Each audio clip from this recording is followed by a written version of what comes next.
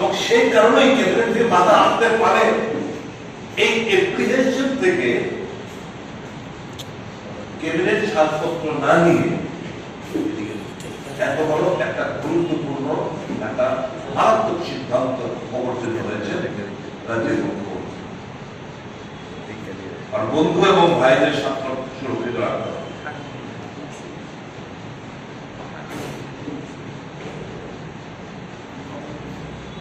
এরা যে বিরোধী দল নেতা আছেন জিজ্ঞেস করবেন, এরা যে ক্যাবিনেট মন্ত্রীরা রয়েছে জিজ্ঞেস করবেন তাদের কনসাল্ট করা হয়েছে। এরা যে প্রাক্তন দুজন মুখ্যমন্ত্রী রয়েছেন এটা পারা যায় কিনা জিজ্ঞেস করবেন।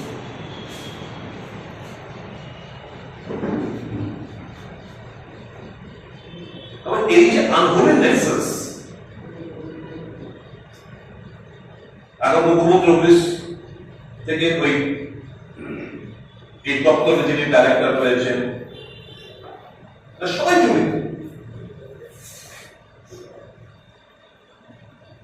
নয়তো এনওসি কিভাবে ছাড়পত্র কিভাবে দেওয়া হয়?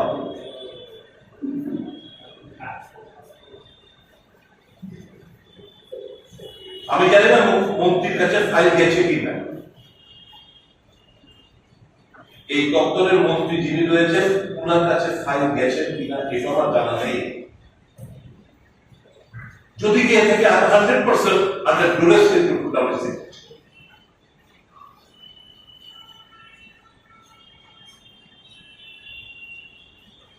এরকম একটা ইলিগেল অগণতান্ত্রিক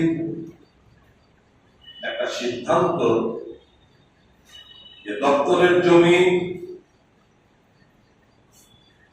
বেসরকারি সংস্থাকে অ্যালটমেন্ট করার জন্য উনি উঠে পড়ে লেগেছেন। সিজা হাসপাতালকে বাঁচলেন বা কিভাবে কাউকে টেন্ডার। এই নানা প্রশ্নের আমার অনুরোধ থাকবে মুখ্যমন্ত্রী যেন এটা ভেরিফিকেশন দেয়। এই যে খবরটা এলো এই খবরটার মধ্যে সত্যতা রয়েছে কিনা দয়া করে জানাবেন।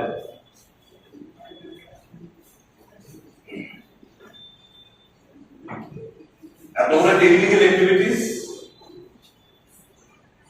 এটা মানা যায় না। এত বড় একটা দুর্নীতি চোখের সামনে বয়ে যাবে এটা হজম করা যায়।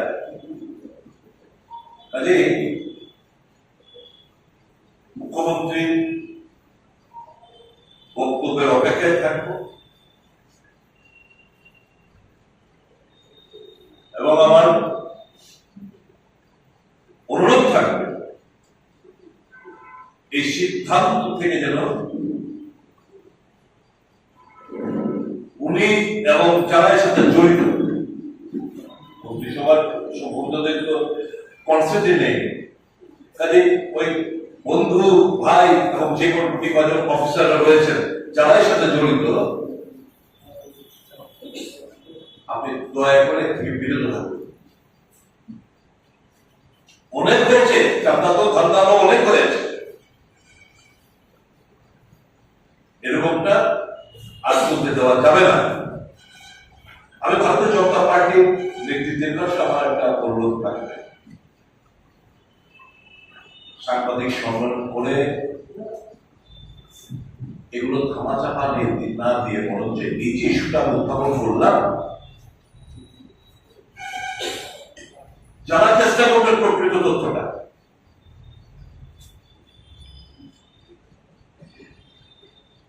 কৈফত তলব করুন যে whether it is a fact or not।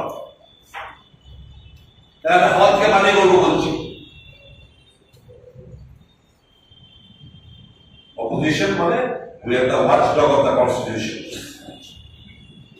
আমরা প্রহরীর ভূমিকা। যে কটা খবর আসবে যারা মারাত্মক এগুলো আমরা তুলে ধরতেই হবে। The massive case of corruption, quid pro quo, ধান্দালো চান্দালো ধান্দালো, এর থেকে বড় গ্রেডিং এক্সাম্পল এই রাজ্যের মধ্যে কিছু হতে পারে না।